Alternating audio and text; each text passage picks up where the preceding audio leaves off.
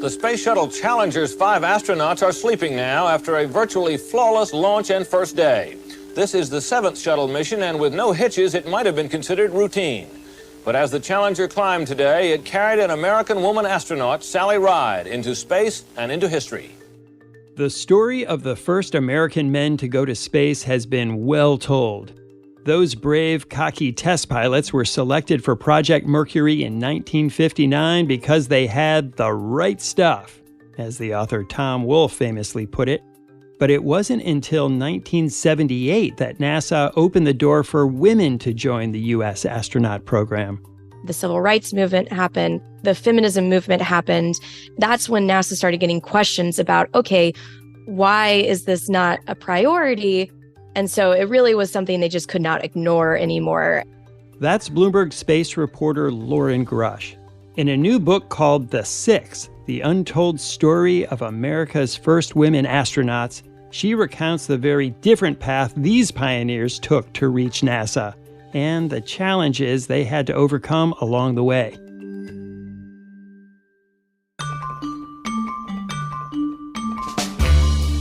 I'm Wes Kosova. Today on The Big Take, the women who shattered the highest glass ceiling.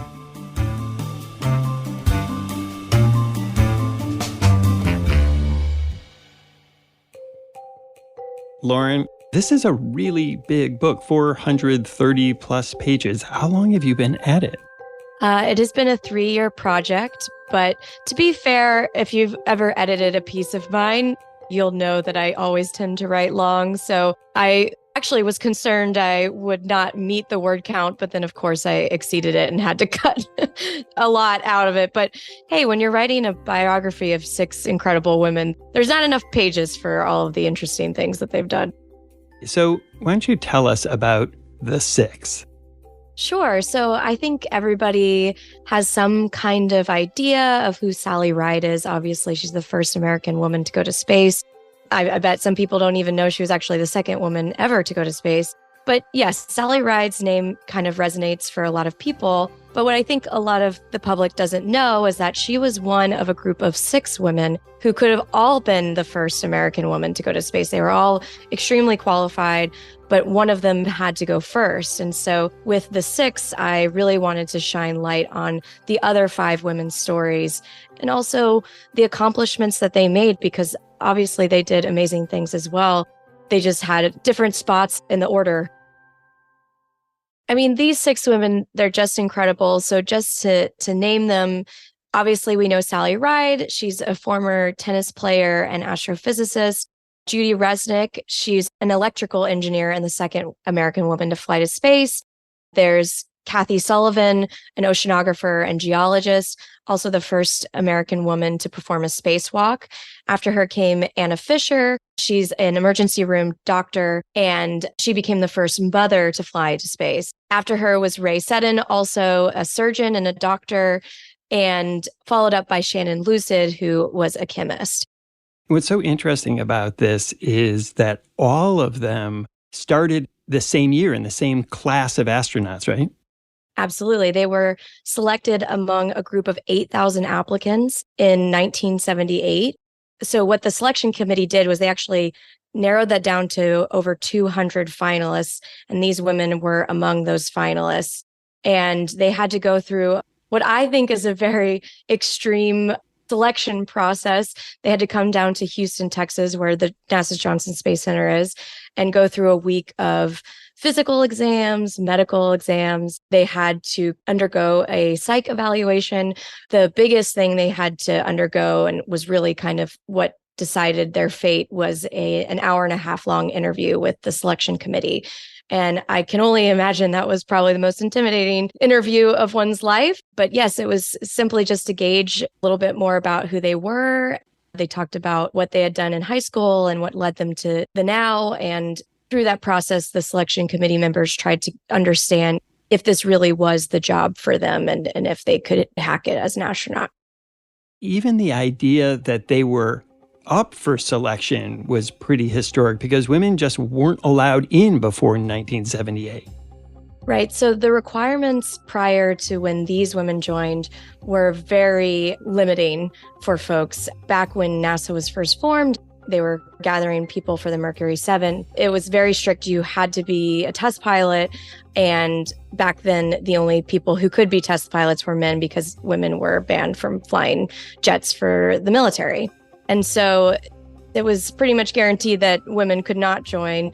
And at the same time, they also wanted people who are engineers and scientists with advanced degrees. So it was probably the most stringent requirements you could possibly have back then. Then over time, as NASA tried to fix its mistakes and be more inclusive, they also created a new role, which was called the mission specialist. So while they still prioritized pilots and people with jet experience who could fly the shuttle, they created this new role, which was for astronauts who had backgrounds in engineering, STEM. And so all they needed to be selected was a degree in one of those fields. Obviously, an advanced degree was preferred, and they had to be a certain height, and they had to pass a basic physical exam, which also I believe had relaxed requirements. So it was the most inclusive selection process that NASA had ever done. And at the same time, they also very much wanted to spread the word to women and people of color at the time. They made that a priority. And so that allowed for a much more diverse pool of applicants to apply, leading to the 6 joining. And also during their class, they were the first women, but it also included the first 3 Black astronauts to join the program and also the first Asian American astronaut. Why 1978? What was the thing that made NASA realize they needed to go past the kind of fighter jock selection process? Well, let's not forget that they still got flack for simply picking men back in the 60s.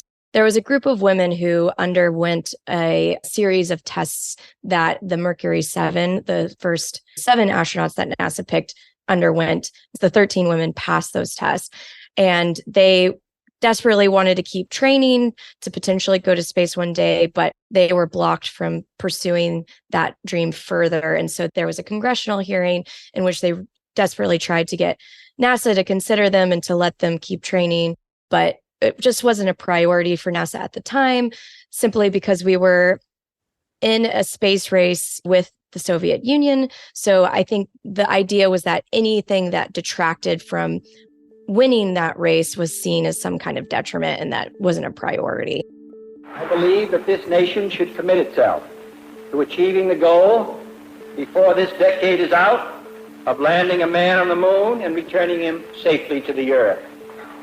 No single space project in this period will be more impressive to mankind or more important for the long-range exploration of space. In the meantime, the Soviet Union did end up sending the first woman into space, but NASA downplayed that. That was just not a race that the U.S. was keen on winning at the time. Then as the years progressed, the world changed. The civil rights movement happened. The feminism movement happened. And that's when NASA started getting questions about, okay, why is this not a priority? And there's some internal work done in the book showing just how awful NASA's diversity efforts were. And so it really was something they just could not ignore anymore. And the selection committee in the 1970s really made that a priority. And ever since this class of astronauts was selected, every subsequent astronaut class has been closer to parity and equality than we had back in the early days of the program. You said that one of the requirements was each of these women astronauts had to have a degree in one of the STEM fields. If you look at the resumes of these astronauts, they're pretty incredible. Most of them have PhDs. 2 of them were medical doctors. These were people who had brilliant careers already before they decided to go into space. Absolutely. But in reality, they faced a lot of struggles even before they came to NASA, because some of them really had to fight to be taken seriously in order to pursue their academic ambitions. I mean, some of the women were younger when they were chosen, but Shannon Lucid was the oldest one of the bunch. And her story I find extremely compelling because she grew up just slightly a few years before many of the women in the book. And the amount of sexism and vitriol that she faced just because she wanted to work She had so many men telling her that, oh, she'd never get a job or that she couldn't be paid the same as her male colleagues. She just was constantly trying to just be taken seriously. And it was just such a struggle for her. So I find those early days really compelling just to learn what brought them to the types of careers that they wanted. And then also learning about why they each wanted to be an astronaut, I think was fascinating. One thing I keep saying is the Six is a great example of there's no one true path to space. They all had such diverse backgrounds and diverse interests. And also, I think a lot of people assume that anyone who wants to be an astronaut, it was just this lifelong dream from the start. But for half of them, it really wasn't anything that they considered. A big part of that was because they just didn't think it was possible for them. So it was only when the astronaut selection process was opened up to a much more diverse class of people that they thought, oh, this is something I could do. I think I could be really good at it. And I think that's a great lesson. When you make opportunities available for people, they start to realize that they can do these things that they didn't think they could do before. And you find much more interesting and unique people than you would have found. After the break, getting into the space program was just the first challenge these astronauts had to face.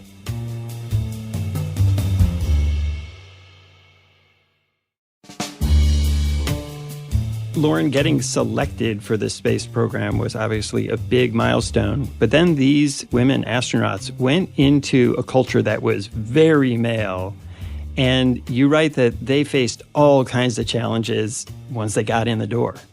First and foremost, the challenges revolved around training. So for Kathy Sullivan, who was an oceanographer and geologist, she would probably breeze through the sections about oceanography and geology because, a lot of the satellites they deployed were actually looking back at Earth.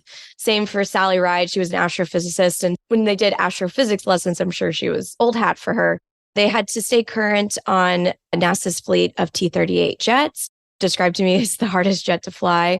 But they were backseaters, so they didn't actually fly the planes themselves, but when talking to some of their former colleagues, it was admitted to me that some of them let them take off and land, which was a no-no back then. But I would say probably one of the biggest stressors that the women had to deal with was, unfortunately, our press ancestors. So back in the day, the media was not so enlightened in how they covered the first six women, and that was reflected in some of the terrible questions that they asked. What happens when you meet a man who's not in the space program and doesn't know who you are and you say, I'm an astronaut? Does he say, yeah, you're too cute to be an astronaut. Come on, little lady, you can't be an astronaut? I just tell him I'm an engineer. You don't tell him you're an astronaut? Not unless he asks. Do you really, when you meet people for the first time? What about the whole business about social relationships? Are some men frightened by the fact that you're an astronaut? I don't know. If they are, they're probably not my friends. That was astronaut Judy Resnik being interviewed in 1981. When the women were first announced to the world, one member of the press asked if Shannon's 3 children were considered when they selected her. The women had to undergo water survival training in order to fly in the T-38 jets. So basically, they had to show that if they bailed out of the jet, they could survive landing in water under parachutes. That was one of their first big training sessions. And as they were training, the press kind of just mobbed them in the water. There were boats and rafts of press trying to take pictures of them as they were undergoing this very sensitive training exercise, one that they really needed to be focused on. And the press would yell things at them. I think there's one instance of somebody yelling, give us a smile. And maybe Ray or Sally shot back, no. And somebody also yelled back, hey, miss. And Ray said, it's doctor, a great exchanges like that. But I think one of the biggest examples of how a lot of growing up the press still had to do was when Sally Ride was first picked for her flight. Her press conferences that she did with the media are just so cringy to listen back to. And there's some great quotes from there. I think the biggest one that's probably the most infamous is before she launched on her flight, someone from Time asked her if she cried or wept when something went wrong in the simulator. And she handled it the best she could. She just laughed and she was just, why doesn't anyone ask Rick, her colleague, one of those questions? Here's Sally Ride speaking to Gloria Steinem in a 1983 interview on ABC. Really, the only bad moments in our training involved the press. The press was an added pressure on the flight for me, and whereas NASA appeared to be very enlightened about flying women astronauts, the press didn't appear to be. The things that they were concerned with were not the same things that I was concerned with. For instance, the bathroom facilities. Bathroom facilities. How much did you get asked that? Just about every interview I got asked that. Everybody wanted to know about what kind of makeup I was taking up. They didn't care about how well prepared I was to operate the arm or deploy communication satellites. Loren, that's sort of the outside world looking in and seeing these women as a curiosity. What about inside the program itself? When the women came in, they did really try their best to be inclusive for them. They had to make space for women as they came in. But obviously, not everyone was on board with this. There were some astronauts who were already with NASA at the time who were on record as saying, I kind of considered this job to be a man's job. Even some of the astronauts that came in with them were a little skeptical. A lot of the military folks, they just weren't used to working with women at a professional capacity. So that took a little getting used to, and they obviously had some biases when they came in. Some have admitted to that. But as they worked more with them and saw just how hard they trained and how hard they were working, they reformed their attitudes and realized that this job was just as female as it was male. And, they also came into resistance with other women. So some of the astronauts or the men's wives were not so keen on the women working with their husbands. So as I mentioned, the women had to stay current with their T-38 training. And that meant spending a lot of time in the back seat with one of their male coworkers. And some of the wives of those astronauts didn't want them flying with the women in their back seat. And there was also just some of the men thought that maybe working closely with the women would be seen as improper, and that had to quickly be abandoned because they had so much work that they had to do together. There were definitely some hiccups along the way, but a lot of the women have expressed to me that they were treated very fairly and they were very happy with the way they were treated. But once you got into the program, wasn't there a little bit of resentment or a little bit of male chauvinism that was demonstrated to you? This is a very male kind of fighter pilot world that you were entering. Not at all. As a matter of fact, I think everybody leaned over backwards to make sure that we were treated as equals.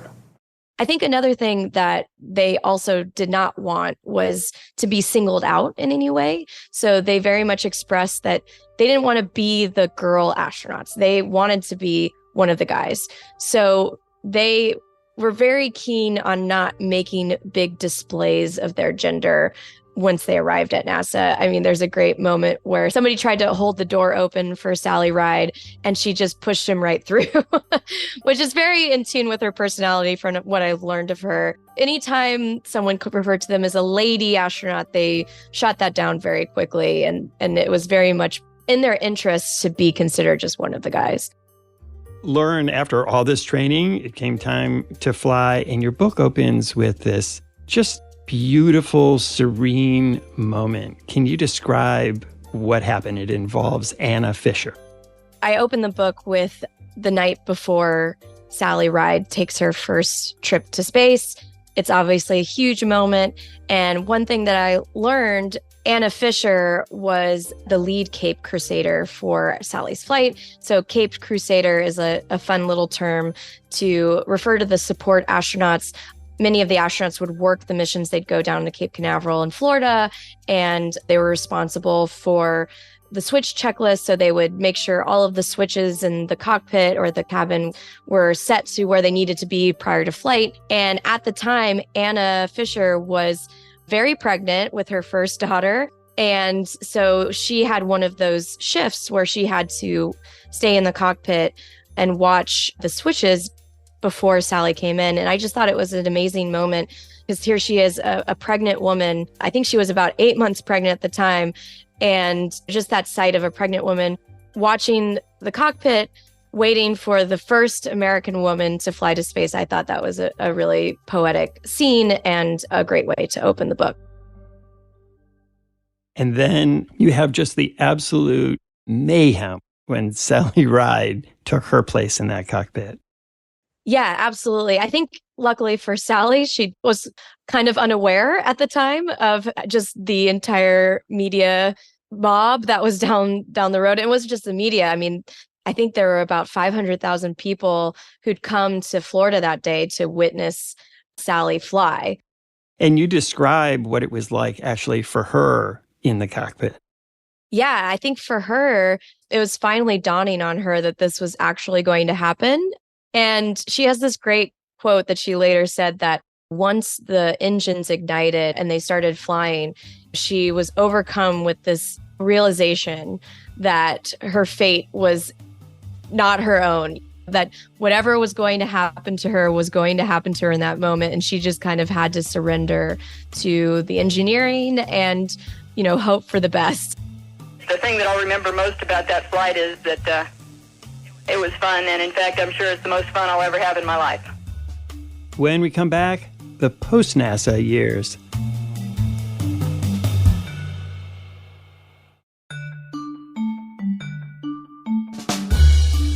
Loren, once that glass ceiling was broken once and for all, then women became a regular part of Space Shuttle and other missions after that. What happened to the 6? They each went on to fly. I think the order, I mentioned them earlier, that's the order in which they flew. After Sally, Judy Resnik flew. She was the second American woman in space. And so you can only imagine what was the question that she was constantly asked. Was she upset that she wasn't the first? And she handled that very gracefully.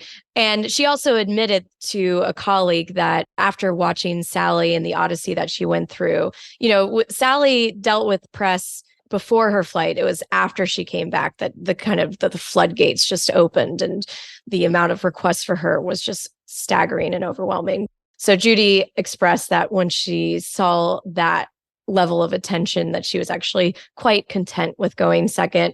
Tragically for Judy, though, she did fly to space once, and then on her second flight, it was the infamous Challenger accident, and she sadly lost her life. There appears to have been a very serious accident involving the Space Shuttle Challenger. The launch took place just a few moments ago from Cape Canaveral. It had been delayed 4 times. It appeared to be a good launch at the point of departure from the pad at Cape Canaveral. There had been, as we said, previous delays of 4 different attempts. This was the 4th one. It had been delayed a couple of hours by ice, by a faulty gauge. Then it appeared everything was good for a launch, but shortly after the launch, there was an explosion. After Judy, Kathy Sullivan flew, and she actually flew with Sally on her flight. So that was Sally's second flight. And that trip was also incredible because she became the first American woman to perform a spacewalk. And then Kathy also went on to have an amazing career. She was part of the space shuttle crew that deployed the Hubble Space Telescope. And even beyond that, Kathy is just an avid explorer. That's part of her history, which I detail in the book. And even recently, she made history. In 2020, she dove into Challenger's deep in a tiny submersible. Remember the name Kathy Sullivan, folks. She made history as the first U.S. woman astronaut to walk in space. And now another historic journey puts her in a league of her own. She recently became the first woman to reach Challenger Deep, the deepest known point in the Western Pacific Ocean. Following her was Anna Fisher, and I mentioned that she was pregnant when she sat in the cockpit for Sally's flight. Well, she gave birth to her daughter, Kristen, and so when she flew, she was actually assigned to her flight just before she gave birth. And when she flew, she became the first mother to fly to space. Also, Kristen Fisher is a friend and peer. She's now a space reporter herself at CNN, which I think is very apt.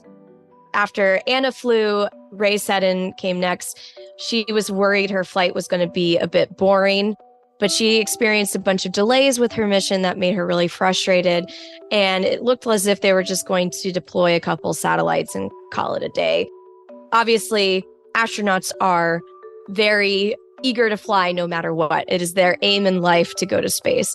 But there are some space flights that are more fun than others. Obviously, if you do a spacewalk, that's more exciting. If you go on a higher inclination around the Earth, So for Rhea, she was worried it was just going to be a couple satellite deployments. But then one of the satellites doesn't deploy as planned. And so they have to do this quick kind of regrouping. And I refer to it as a heist because the way they had to kind of fix the satellite.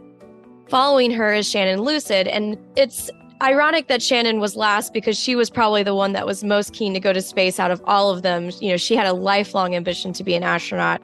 Well, I'm just really proud to be an American, and I'm just really proud to be part of this cooperative program that we have going with the Russians. It was just a great mission, and I just had a great time. And then all of them went on to have amazing careers. Some of them left the program fairly early. After the Challenger accident, Sally Ride left fairly soon after that, and she dedicated her life to academia. Probably her biggest claim to fame post-NASA is creating Sally Ride Science, a nonprofit that was geared towards inspiring young children, notably young girls, to get into STEM. And also Sally's story doesn't end there. She wound up falling in love with another woman named Tam O'Shaughnessy, who was one of her childhood friends and also a tennis player who they played together. Tragically, Sally did die in 2012 from cancer. But when she died, her partner came out and proclaimed that she was her partner and had been her partner for many decades at that point. And that made Sally the first known LGBTQ astronaut. And Tam told me that, you know, her coming out and revealing that, she's received, you know, a ton of letters and notes from people saying that her doing that made them comfortable coming out as well. And so she's, you know, very grateful for that.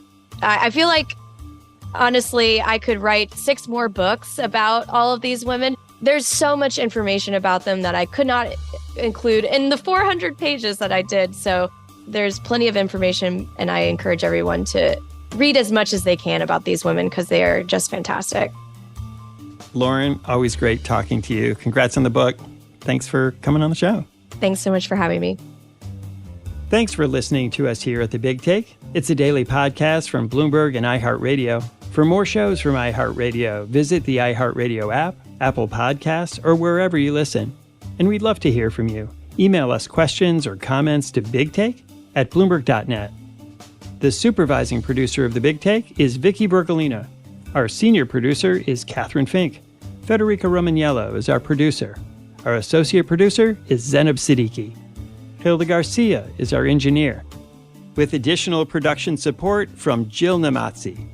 Our original music was composed by Leo Sidran. I'm Wes Kosova. We'll be back tomorrow with another Big Take.